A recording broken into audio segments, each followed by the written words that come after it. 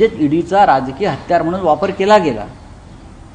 कर्नाटकात केला जातो, छत्तीसगडला केला जातो, पण असा वापर यूपीमध्ये होत नाही आहे, दिल्लीमध्ये होत नाही, आंध्रमध्ये होत नाही.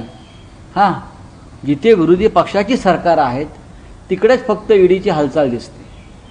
जिथे भारतीय जनता पक्षाची सरकार आहे तिथे तुम्हाला ईडीच्या कार्यालयाला बहुतेक टाळच लावलेलं दिसतं आहे.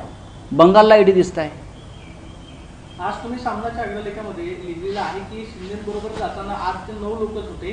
त्यानंतर त्यांना मात्र फडणवीसांकडून धमक्या देण्यात आल्या की तुम्ही जा नाही तर तुमची सीडी बाहेर करू. अशी किती लोक होती? जवळपास तुम्ही 18 आमदारांचा उल्लेख केला, त्याच्यामध्ये 4 एकनाथ शिंदे यांची ताकद 8 आमदारांचीच होती हे त्यांनाही माहिती आहे, अमित शहाना सुद्धा माहिती आहे आणि देवेंद्र फडणवीस यांनाही माहिती आहे.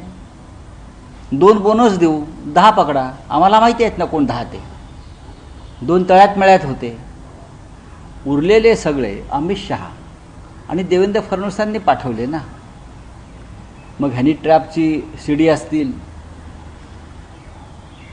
पेन ड्राईव्ह असतील, जे रात्रीच्या अंधारात वेश पालटून त्याचं प्रेझेंटेशन झालं काही ठिकाणी, हे सगळं त्या काळात झालेलं आहे आणि त्यामुळे जे सरकार पाडण्यात आलं. आमदारांनी आणि आमचे 4 खासदार ते त्यामुळेच गेले. तुम्हाला नावही माहिती आहेत ती, बरं का. आमचे 4 खासदार हे फक्त त्याच कारणामुळे गेले.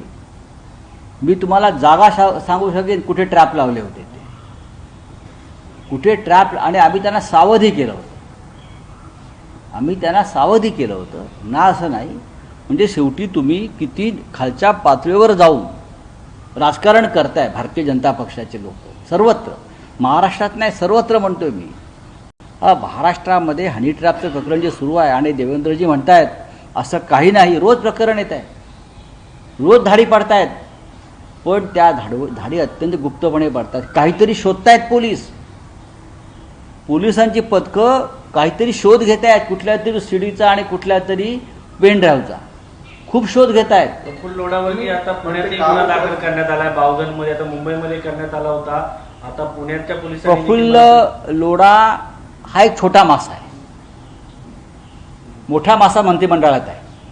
पण त्यांनी काल व्हिडिओ तुम्ही त्यांचा एक टाकलाय, त्यात ते म्हणतात की बटन दाबलं तर माझ्या एका बटनावरती अनेक गोष्टी बाहेर येतील, असं तो लोढा म्हणतोय. हो, त्याच्यामध्ये आता सध्या आरोग्य खातं रामेश्वर नाईक यांच्यासह अनेकांची नावं घेतली. नाही बघा, अनेकांची नावं घेतली. माझं इतकंच म्हणणं आहे, पोलीस तपासात या गोष्टी बाहेर यायला पाहिजे.